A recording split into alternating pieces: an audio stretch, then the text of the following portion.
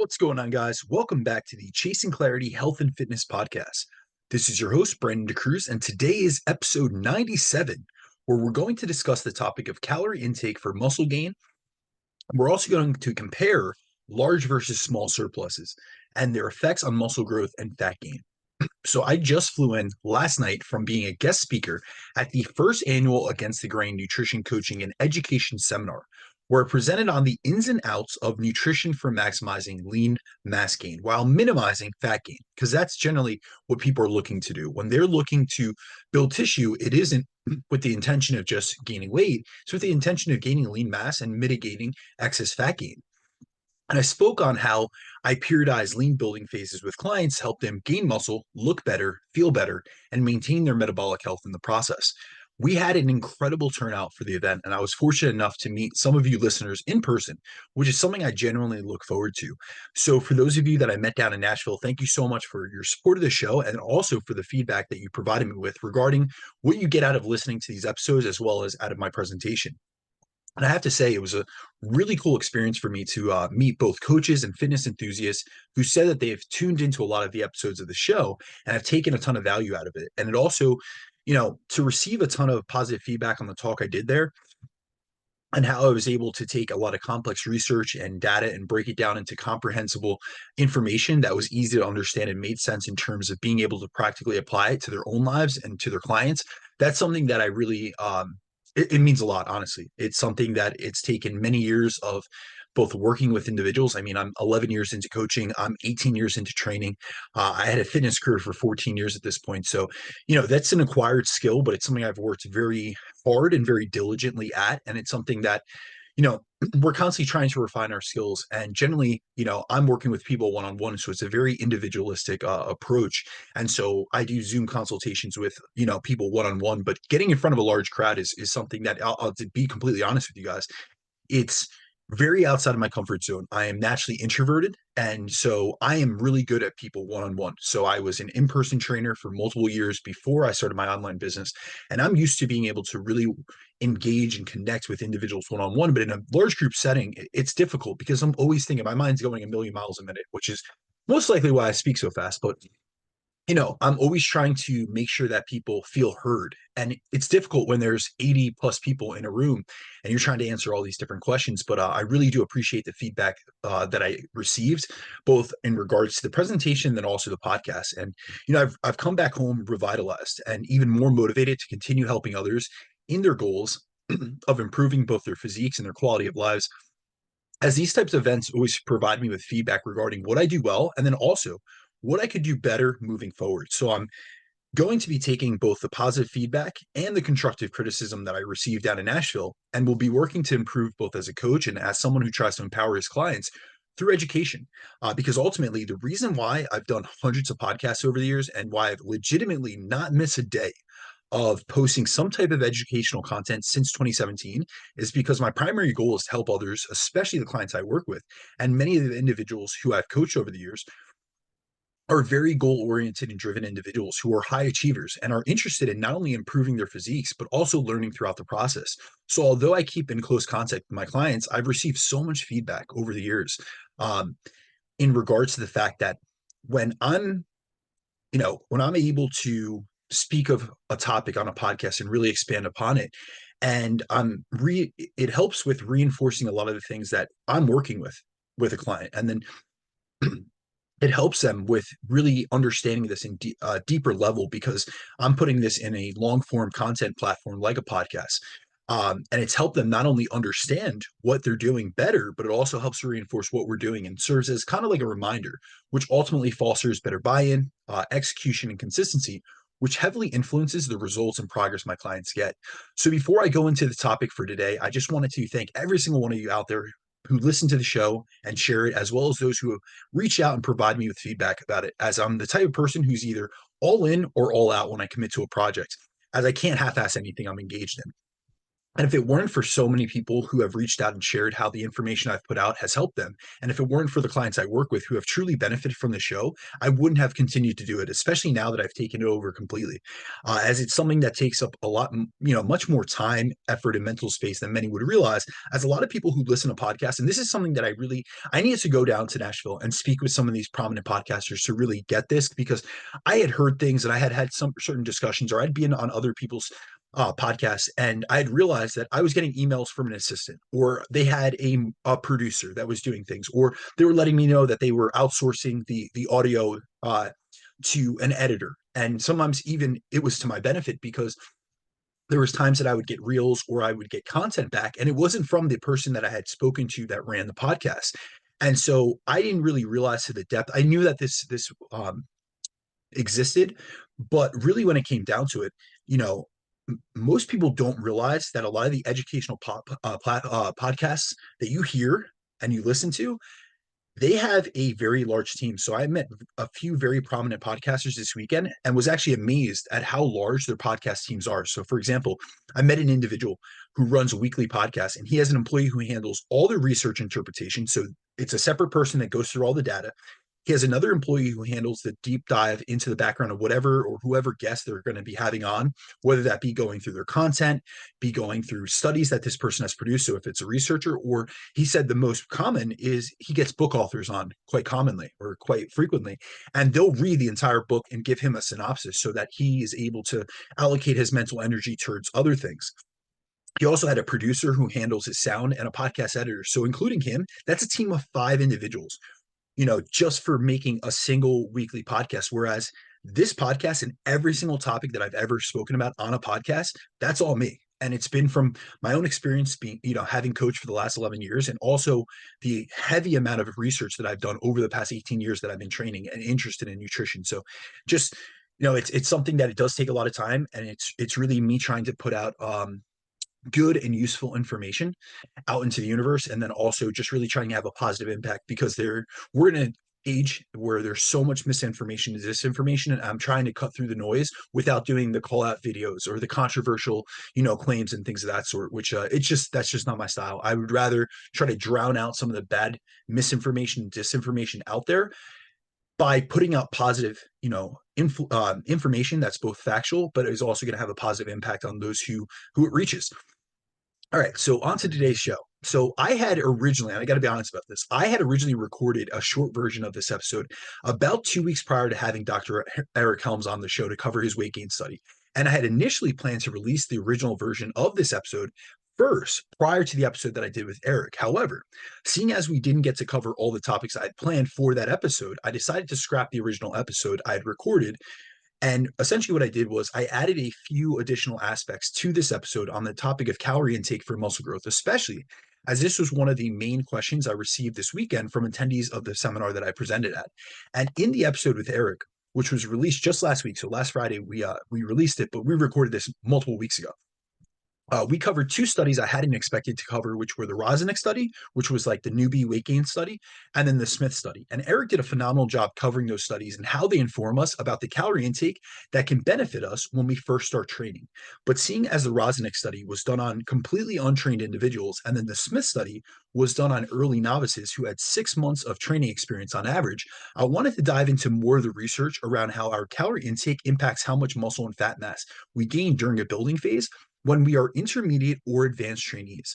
As the vast majority of individuals I work with and I coach have way more than 6 months of training experience in the gym. So some of the research looking at calorie intake that is done on young college age individuals who are brand spanking new to training and what can benefit them just isn't applicable to anyone besides someone who is literally just starting to train and is a newbie. And honestly, that's just generally not my audience, nor is it the clientele that I work with. So I really wanted to make this beneficial for my clients as well as for those of you who listen. And a lot of times when I interact with listeners, it's people that are a couple years into training. They're at that intermediate stage, and they've hit a wall or they've hit a plateau, and either it's a lack of knowledge or a lack of execution or not knowing how to practically apply these things. And so that's where really my expertise within coaching comes into play. I'm just at a different stage of my career where, yes, I do work with newer trainees, but it's generally never someone that has never picked up a weight in their life. And a lot of those studies, that is what they're most applicable to. So we have to be very specific, and we also have to be very um,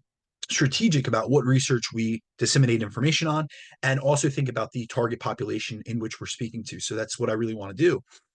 And so this week's episode is going to be part 3 of my Nutrition for Muscle Gain series, which started with episode 94, where I discussed building versus cutting phases, and then episode 95, where I covered the benefits of taking a lean building approach versus a dirty bulking approach for gaining muscle.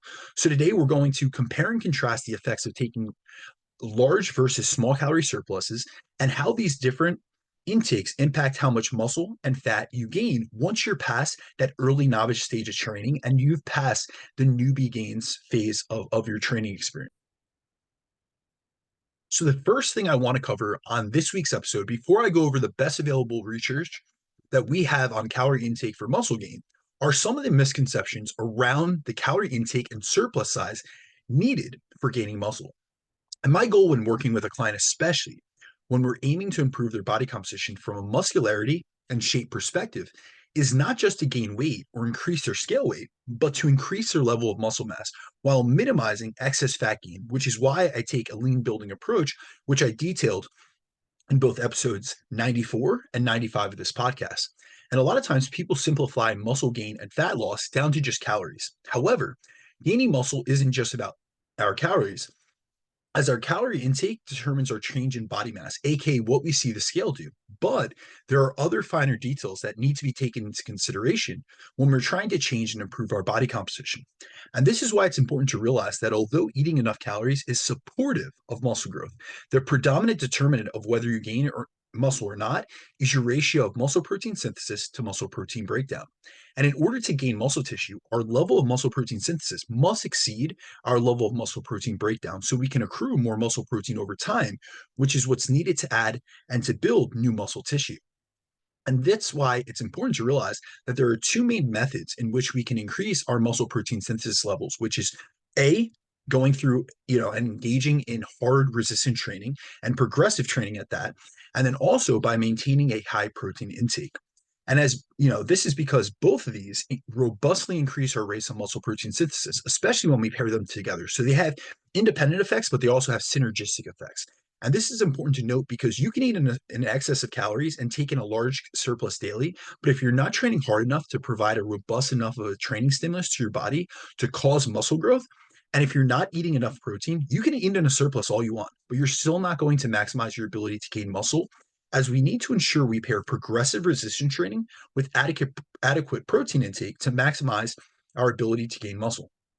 And that's, this is why I've said multiple times throughout this series that you cannot force feed muscle growth by just cranking up your calorie intake, as all that'll do is increase your likelihood of gaining fat, which is something that's been seen in countless overfeeding studies where they have participants eat hundreds of calories over their maintenance. So they're in an excess of calories, they're in a surplus, they're in a state of anabolism essentially. Yet, due to having a low protein intake and not training in a progressive manner, these individuals actually lose lean body mass many times and then also gain fat mass in the process, despite being in a surplus and a sufficient calorie availability. So it's not like you're just going to be able to eat your way to a muscular physique if you aren't training hard on a consistent basis and eating sufficient protein on a daily basis. And this is something that many overlook, as many make the mistake and make the assumption that if they push up their calories and eat a ton to gain muscle, that it's going to lead to pure increases in muscle mass. But many don't account for the increase in fat mass that may come with that type of approach. Another common misconception I see people under is that the more advanced and experienced they get in their training journey, the more they should push their calories up to do as much as possible to gain muscle and push towards their genetic ceiling or their maximum muscular potential. However, when you've been training for a long period of time, your rate of muscle growth will actually slow down significantly, especially as compared to when you were brand new to training and you just got into the gym, as that's the period in which you have the highest potential to gain muscle at a rapid rate. Because think about it like this: the stimulus of training when you first start is such a novel one that basically anything can help you grow. So increasing calories, you're going to have so much ability to transition or to essentially turn those calories into muscle because you are so far from your genetic ceiling because you have yet to gain much muscle mass. And this is why we refer to this period as the newbie gains phase. What I found to work better with clients is to scale down the size of the surplus I use with a client the more advanced they get and the more advanced they are, because with intermediate and advanced trainees, their rate of muscle growth is slower as compared to new trainees. So if they try to increase calories constantly and just try to eat more and more, that generally doesn't lead to extra muscle gain, but rather leads to a situation where they're in a massive excess of calories. That excess energy then needs to either be burned or stored, and in many cases, the path of least resistance for the body to take is to store that extra energy in the form of body fat, which is why we see so many people that push up their calories excessively or really try to force feed muscle growth. They end up just fat. I mean, that's the fact of the matter. And so we also have to keep in consideration that we just don't have any data that shows that a massive surplus stimulates the increase of muscle more than a smaller surplus. But we do know that a large surplus does increase fat mass more, which is why I avoid this excessive approach of force feeding food and trying to force feed muscle growth, as building muscle is a slow process that we can't rush and we shouldn't try to. The next topic I want to cover is the rate of gain for muscle growth during a lean building phase. And many times I'll be asked the exact amount of a calorie surplus that I would recommend someone go into to maximize muscle gain. And the issue with this question is there is no generic answer that I can provide that would apply to every client that I work with, let alone every person out there that listens to the show. And so for me, when I receive these questions, I try to go into more of the nuanced aspects of this because I never want to do a disservice by just throwing out an answer to throw out an answer. I think a lot of times people want a simple answer to things, and I do understand that. But if we simplify things too much to the point that they're not even applicable, it's senseless, it's irrelevant, and it's also just not helpful. And so there are so many factors that I take into consideration when determining the size of a surplus that I use with each of my clients. And it differs from individual to individual. And so that's why I couldn't possibly answer that question without having experience working with you and seeing how hard and frequently you train, how adaptive your metabolism is in terms of whether you have a spendthrift or a thrifty metabolic phenotype, and how predisposed you are towards gaining muscle and or fat, your specific physique goals, your biofeedback, like what state you're in currently, how active you are on a daily basis, your starting body composition prior to entering a building phase, your current level of muscle mass, and then how much muscle you wish to gain, your metabolic health status, your insulin sensitivity, and your nutrient partitioning capabilities, and then also your experience with tracking your food intake and how precise and experienced you are. And over time, I found that the best way to approach surplus size with each individual client I work with is to scale it to their training experience and level of advancement, which will differ from individual to individual, as no two clients come to me at the exact same point in their body transformation journey. So I look at the size of a surplus I use with a client as a sliding scale, essentially based on their training experience, their level of advancement, and their muscular development at the time that we start working together or we decide to go into a building phase. And for those of you who are purely interested in gaining lean tissue, minimizing body fat gain, and improving your physique in the process, I believe the most effective way to go about this is by taking a more moderate approach towards the surplus you use during a building phase. So instead of providing a calorie surplus value, I like to look at this in terms of weekly and monthly rates of gain. And so generally, I shoot for between a 0.25 to 0.5% rate of gain per week, which generally equates to a 1 to 2% rate of body weight gain per month with my clients based on various factors I mentioned before, such as their training age, their current body fat level, and how close they are to their ceiling of muscle building potential. So with novices, I'll err more on the side of the 0.5% per week or that 2% rate of gain per month, and will use a bit of a higher surplus or a larger surplus to achieve that, as they have a higher potential for synthesizing lean tissue.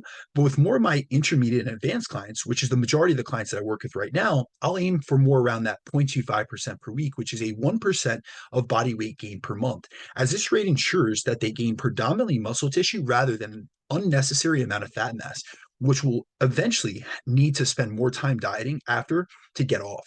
And so basically, the more advanced you get, the slower rate you should be gaining at, as muscle growth happens slower. And although many want to gain as quickly as possible, if you have a few years of training under your belt and your ultimate goal is to build a more muscular physique that allows you to look good, feel good, and function well, taking a slower approach to building phases is more beneficial, as it lowers the amount of time you spend dieting per year, as you have less fat to cut it off at the end of your building phases, which is something I've seen with my own clients who I've worked with for an extended period of time and gone through fat loss and building phases with. And seeing as building muscle is a slow process that doesn't occur overnight, what I like to do and what I look to do is to track my clients' body mass changes over time in conjunction with many other things. But I'll speak on body mass first. So for many of my clients, what I'll do is within their programs, and this is something I do on the back end, I actually don't even tell them this objectively. And the reason for that is sometimes and many of times, honestly, people get fixated on numbers, but these are metrics that I'm taking into consideration and adjusting based off of. And so what I'll do is on their data sheets within my end, on my back end of my system, I'll have like monthly body mass targets, and then I'm tracking their training over time. So I'm looking at their body weight changes over time and their training performance over time. And I will say that the monthly body mass target is something that I tend to employ more often with the men that I work with than the women, as I found that setting a specific monthly body weight increase target with the women I work with has often caused them to become hyper focused on the scale, which isn't conducive for their mental state. And I also find that the population of women that I work with are more likely to recomp throughout our time working together. And often this recomp causes their body mass to go up slower over time because they're gaining muscle while they're losing body fat. So shooting for a specific rate of gain target with many of the women I work with, who I'm taking through their first calculated lean building phase with, just isn't always applicable. But nevertheless, say I have a client who's intermediate or advanced, I'll often shoot for a 1% monthly rate of gain per month. And with that, I also want to make sure that their training performance is improving over that month. So, say a client is 150 pounds at the start of a building phase. A month into that building phase, they should be around, say, 150, 1.5, or somewhere within that area. And keep in mind that body weight massively fluctuates. So, we're talking averages over time. And the other thing that I'm looking for is they should be able to lift the same load for either more reps or handle higher loads within their target rep range going into month 2 of a training cycle as compared to month 1.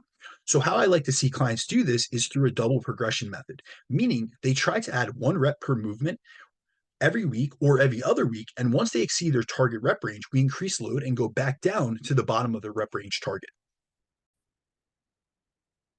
The next question I want to answer is why I use a rate of gain target for muscle growth instead of advising a specific calorie surplus amount, like hitting a 400 calorie surplus per week or per day. And so I like using a rate of gain per month target instead of a specific calorie surplus target because the surplus we create in the beginning of a building phase will not stay a surplus for the entire phase. So say that I was to tell every single person, go into a calculated 400 calorie surplus at week 1 of your building phase. This doesn't mean that this will remain a net 400 calorie surplus, which is what many don't realize. And as you build muscle tissue, it increases both your resting metabolic rate and your total daily energy expenditure. So you not only burn more calories at rest, but also throughout the course of the day. So by building muscle and also progressing your training performance, you upregulate your ability to expend and burn calories, which is why coaching is an ever evolving process where I frequently monitor and assess my clients' progress and then make calculated adjustments based on their rate of progress, their body weight changes, and their biofeedback. So, for example, I just recently had this conversation with a client of mine, Nalini, who has been in a lean building phase for the past 5 months. Throughout the course of this phase, she's built a good amount of muscle, especially in her lower body. And this past week, the energy intake she was at the last couple of weeks that initially had her gaining slowly and steadily each week is now her maintenance calorie intake, and her body weight has stabilized as a result. And this is not only due to the fact that she's gained muscle, but her training performance has improved over the course of this phase. So she's burning more calories per day. So what was once a surplus is now her maintenance intake, as our maintenance calorie intake is a range, which is never static or set in stone, but rather it's dynamic and it's something we can build up over time. And that's essentially what we've done throughout our time working together. So, due to this upregulation in energy expenditure, I had to adjust her calorie intake up once again to ensure she's still in a slight surplus, as she's an experienced trainee. So, I want to put her in the best position to gain muscle, as that's our current goal. And the best way to do that is to ensure she's at an optimal level of energy availability and has sufficient calories and fuel to fuel the muscle building process and continue progressing her training sessions, because that's what's going to lead to better progress over time. Now, the next topic I want to go through is the research we have comparing fast versus slow rates of weight gain and their effects on muscle growth and fat gain. And in intermediate and advanced trainees, the more body weight you gain per week, the faster you try to push up your weight during a building phase, the higher likelihood you're going to accrue extra fat mass, as there's a limit as to how much muscle you can gain per week as compared to when you were a beginner. And this is something we see in the best available research we have on this topic. So in 2013, a study was done on elite athletes from different Olympic sports who had qualified for the Norwegian national team to see the effects of different size surpluses on muscle gain and fat gain. Now, these were high level athletes from different sports, but that doesn't mean that they were advanced in terms of their resistance training experience, as this was essentially a mix of athletes from different sporting backgrounds, including soccer athletes, volleyball players, rowing athletes, And the majority of the participants were actually ice hockey players. So, on the group average, we can say that this study is looking at individuals who are elite at their sport, but most likely intermediate in terms of their resistance training experience, if that. In this study, they put all these athletes on a 4 day per week resistance training program designed to maximize muscle hypertrophy, where each body part was trained twice per week using an upper lower body split. They also made sure that these athletes were in their off season from their sports so that they would have enough time and energy to commit to their training schedule while also including their sport specific conditioning work. So essentially, they were doing both resistance training and then also say cardiovascular work to stay in shape for their sport of choice, but they weren't engaging in actual competitions or actual games or any matches, things of that sort. And so, in addition to the inclusion of the hypertrophy training program, they split them up into two different nutritional intervention groups for the duration of the training program, which lasted an average of 10 weeks. One group received nutrition counseling and were put into a large calorie surplus with the goal of gaining 0.7% of body weight per week. The other group was told to eat in a surplus, but to do so in an ad libitum fashion, meaning they basically ate to fullness rather than force feeding calories, so they were in a small and slight calorie surplus. Their results found that both groups gained a significant amount of lean mass via DEXA with no significant differences in muscle gain between the two groups. But the large surplus group gained 5.5 times more fat and 2 times more body weight than the small surplus group, with almost all of the body weight coming from the addition of fat mass, or with all the additional body weight coming from the addition of extra fat mass as compared to the small surplus group that was eating in a small surplus. So the large group gained 2.7 kilograms of body weight on average, whereas the small surplus group only gained 1.2 kilograms body weight on average. But the large surplus group also gained 1.1 kilograms of fat mass, whereas the small surplus group only gained 0.2 kilograms of fat mass. Now, here's the crazy thing. They initially wanted these groups to gain at a rate of 0.7% per week. Well, the large surplus group gained at a rate of 0.4% of body weight per week and gained 5.5 times more fat mass than the small surplus group, who gained at a rate of 0.2% per week, which is right in line with what I aim for with most of my clients. So, like I alluded to previously, a lot of times with intermediate trainees, which is this is what they would fall into, I'm aiming for 0.25% per week. So let's think about it like this. If the large surplus group had actually pushed their calories even higher to meet that 0.7% weekly body weight rate of gain that they initially wanted them to gain at, they most likely would have just yielded even more fat gain. So this study found that there was no added benefit of eating in a large surplus as compared to a smaller surplus for muscle growth, as it basically led to the same gains in muscle mass, yet didn't have any other outcomes besides those individuals gaining significantly more body fat and body weight when eating in a larger surplus. So, what we see in intermediate trainees is that using a slower rate of gain via a smaller surplus was enough to max out the muscle building effect of being in an energy surplus without adding extra fat, as going above a small surplus just contributed to fat gain in the large surplus group. And even in the conclusion of this paper, the author stated, and I actually pulled this from the study itself, athletes with nutritional guidance increase body weight more. However, excess energy intake in a weight gain protocol should be considered carefully due to undesirable increases in body fat, which essentially summarizes the fact that using a larger surplus and a faster rate of gain leads to similar increases in lean mass, but much larger increases in fat mass and body weight, which isn't something that many of us want out of a building phase. So, this is where being more calculated and strategic with the approach that you take, as well as the surplus that you induce, is really beneficial when body composition improvement is your goal. The next topic I want to cover is the research we have on large versus moderate calorie surpluses and their effects on muscle gain and fat gain in advanced trainees. And the best study we have on advanced trainees was released in 2019. And in this study, they took competitive bodybuilders who had at least 1 year of competing under their belts and who were training with the goal of gaining muscle. And they split them into two groups, where one group was put in a high calorie surplus and the other group was put into a moderate calorie surplus. Throughout the course of the study, they had them train 6 days per week, hitting each muscle group twice per week. So their training program was solid in terms of being designed to maximize muscle hypertrophy, aka muscle growth, coupled with adequate energy availability in both groups. Another good part of this study was that their diets were designed by a nutritionist, and these were competitors. So their ability to adhere to the prescribed intakes was most likely much better than in most studies we have on less trained and less experienced populations. At the end of the study, they found that both groups gained a significant amount of fat-free mass. The high calorie surplus group increased their fat-free mass by 3%, which came out to 2.4 kilograms.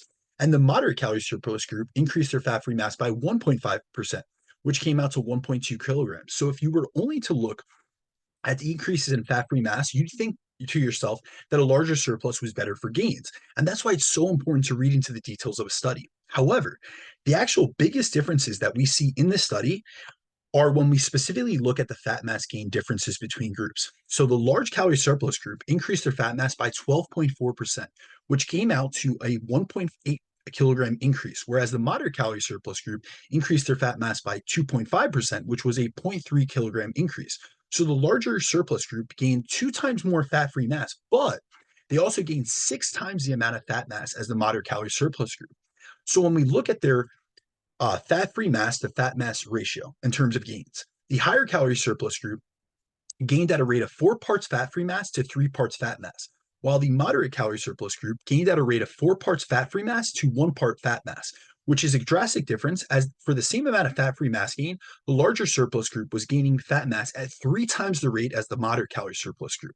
So they weren't making lean gains by any means, which reinforces the fact that pushing a large surplus in those who are past the newbie stage of training leads to a much greater increase in fat mass accumulation.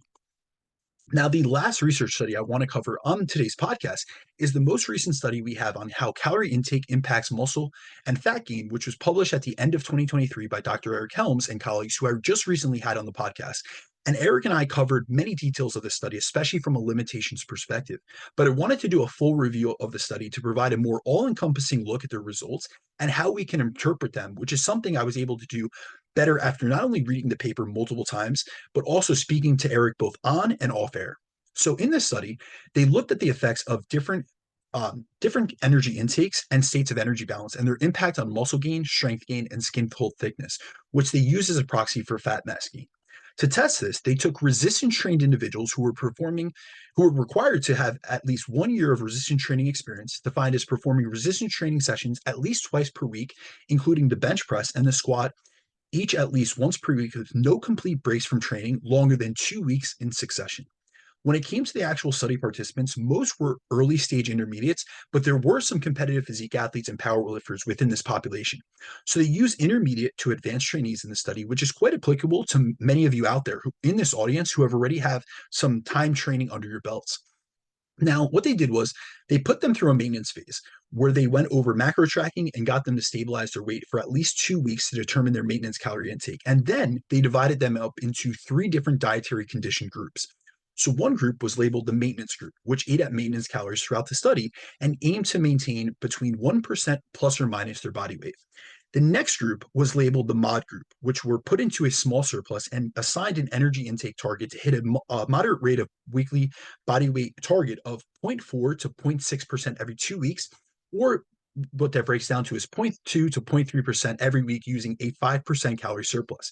And the last group was labeled the high group, who were assigned an energy intake target predicted to increase body weight by 1.4 to 1.6% every 2 weeks, or 0.7 to 0.8% per week. So this was quite an aggressive rate of gain, and they put them into a 15% calorie surplus to attempt to hit this targeted rate of gain target. Each group, regardless of their dietary assignment, were given a dietary guidance by a nutrition professional and required to consume at least a minimum of 1.8 grams of protein per kilogram of body weight, a minimum of 40% of their energy intake on a daily basis from carbohydrates, and then a minimum of 20% of energy from fat. And all participants were also instructed to consume their food during 3 to 5 meals spread relatively evenly throughout the day, while ingesting at least 20 grams of protein within 2 hours of finishing their training sessions. Now, throughout the entire 8-week training study, the study participants came into the lab 3 times per week to do a full body resistance training program. Now, on to the results. They found that when it came to body weight change throughout the 8 weeks, the maintenance group gained around 0.9 pounds, so a little bit under a pound. The moderate group gained 7.3 pounds on average, and the high group also gained around 7.3 pounds on average, which shows that the moderate group on average did not maintain a small surplus, and some of them instead ate in a larger surplus than prescribed. And this doesn't mean that everyone within the moderate group ate in a large surplus, but on average, both groups gained at the same amount of weight, which because some in the moderate group ate in a larger surplus than they were instructed to, and then some in the larger surplus group either ate less than intended or their NEAT levels increase and they experience an increase in their energy expenditure levels via positive metabolic adaptations that occur from eating more and building muscle. So they basically burned off some of the excess calories that they were taking in. Now, when it came to changes in muscle growth, which were measured as a percent change in muscle thickness, all three groups saw growth in the quads, biceps, and triceps on average, but there were no significant differences in gains between groups. So even the group eating around maintenance made gains. Now, when it came to strength, those in the larger surplus and in the high group made better bench press gains. But this is something that Eric kind of expanded out upon, that this could be kind of confounded just because they were so similar in terms of their actual increases in strength gain. The one area which did differ a lot between groups, though, were the sum of the skin fold thickness, which they use as a proxy for body fat gain. And these sums went slightly down in the maintenance group, so they kind of recomped. They went up in the moderate group, but they went up even more in the high group. So those in the small and large surplus gained more fat than those at maintenance, which is expected, as both these groups were in an energy surplus as compared to eating at energy maintenance. In this study, they also did a regression between body weight gain and increases in skin fold thickness and one rep max and muscle thickness. By doing this, they found a strong relationship or strong evidence that increases in skin fold thickness were related to increases in body weight. So the more body weight someone gained during this 8-week period, the more likely they were to see increases in skin fold thickness. So essentially, during short periods of time, like this 8-week study, the quicker you gain body weight, the more likely you are to gain body fat. They also found weak evidence that bicep thickness was also related to the increase in body weight. And the biceps were also the group that, or the muscle part, which was trained with the most amount of volume and was the area that grew the most, which makes sense as this was the muscle group which received the most direct and indirect training stimulus. So what this study found was that when intermediate and advanced trainees go into an 8-week training study, training just 3 days per week and eat at different calorie intake thresholds, there were no significant differences in tricep and quadricep thickness increases and one rep max strength gains. It's important to note that for trained individuals, it's difficult to gain a significant amount of muscle in 8 weeks. So, this is just something I see in practice, but we also see this in the literature. And this is why generally I will set like a minimum threshold for anyone that's intermediate or advanced when they come to me for coaching, that I want a building phase of at least 4 months. So this would be double the duration of what this study showed. And so really when it comes down to it, this study is only looking at the concepts of 8 weeks of, intermediate advanced trainees training only 3 days per week with relatively low volumes. So this doesn't mean that a surplus isn't beneficial for muscle gain, but more so that if you're training with a low training frequency and training volume, that eating at maintenance may be enough to see muscle growth progress. However, if you're someone who's looking to absolutely maximize muscle gain, you're most likely going to be training with more volume than these subjects did, which is when a surplus is going to be more beneficial to cover the energetic demands of your training and also the positive metabolic adaptations that occur when we're training in a progressive manner and building muscle at a more efficient rate. Now, the last thing I want to do is to go over and share on today's episode a case study of a client of mine who I've taken through a lean building phase. And despite being very advanced when he came to me, he's made some incredible progress, which you guys can see documented on my Instagram, which I did through a post which I made on February 12th. So this was a lean building phase that I did with a client of mine named Jeremiah Bayer, who I've been working with for over a year and a half at this point. I originally had mentored Jeremiah through through my one-on-one private mentorship, and in June of 2022, he reached out to me and asked if I'd take him over his programming as he was in a mini cut and would like to have me take over, especially because he was getting ready for a vacation. So Jeremiah had already been training for well over a decade plus and training hard at that when we first started working together. And he's a coach in his own right. So he was already quite experienced when we linked up. And we initially were going to just do a mini cut for a vacation he had planned. But when the trip got canceled, we sat down and discussed his goals and decided to shift our focus to doing a photo shoot prep where he got down under 180 pounds and attained his best and leanest conditioning to date. So he got as leaner than ever. He had incredible conditioning and we really nailed that photo shoot prep. From there, I then transitioned him into a recovery diet phase to reverse the metabolic adaptation sustained from getting down to single digit body fat into a lower body fat percentage than he had ever been in the past. Now, when we finished that phase, he was up from a little bit under 180 pounds. So he was around 179 pounds at the end of his diet to 189 pounds. And his biofeedback had improved as well as his health markers, especially his sex hormone profile. So I knew it was time to transition into a building phase and he'd be in a conducive environment to grow. So from the last week of December 2022 up until this past month, which is February of 2024, we focused on building muscle. That was our main goal and where a lot of our energy, effort, and time went towards. So over the past 14 months, Jeremiah is up 26 pounds, going from 189 pounds when we first started the building phase to an average of 215 pounds at the last week of this building phase.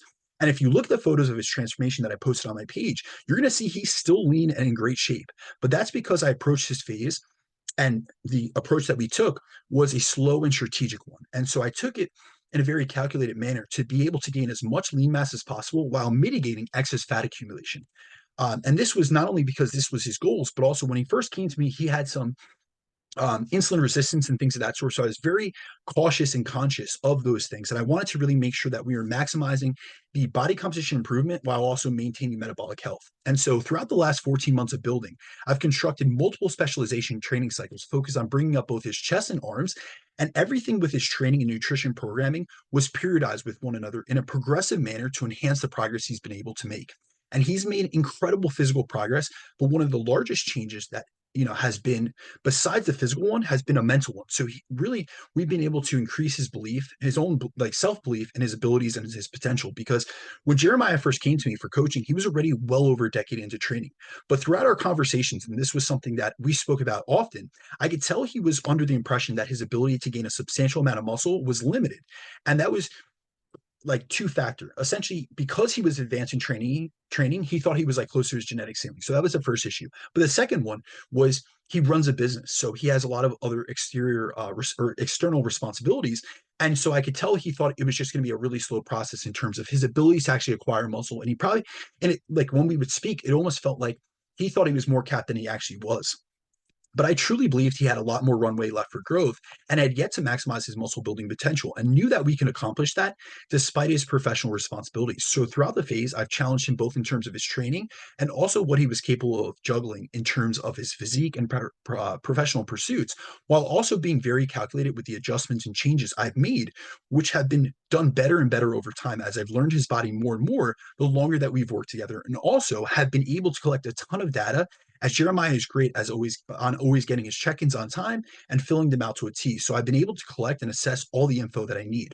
Now, if we were to back calculate his rate of body weight gain per month, it comes out to an average of 1.85 pounds gained per month, which doesn't sound like much. But when you commit to the process, you stay consistent, and you nail the program, you can attain extremely impressive results where you literally change the entire look of your physique, which is what Jeremiah has been able to do. And you have to think about it in times like this. You might not see 1.85 pounds gain per month as a fast rate of gain, and it's not. It's conservative, it's slow and steady. But let's take that over 14 months. Let's take that over a long time period. People are only thinking in the here and now. They're thinking, what can I do in 4 weeks? What can I do in 8 weeks? What can I do in 12 weeks? If we had only taken a 12-week building phase or an 8-week building phase, like in this Eric Helms study, Jeremiah would have gained, like 3.6 pounds. That wouldn't have been an impressive amount of muscle mass. But now he's up 26 pounds because we stayed in it a long time. We stayed committed to the process, and we delayed, instant gratification for long-term fulfillment and progress.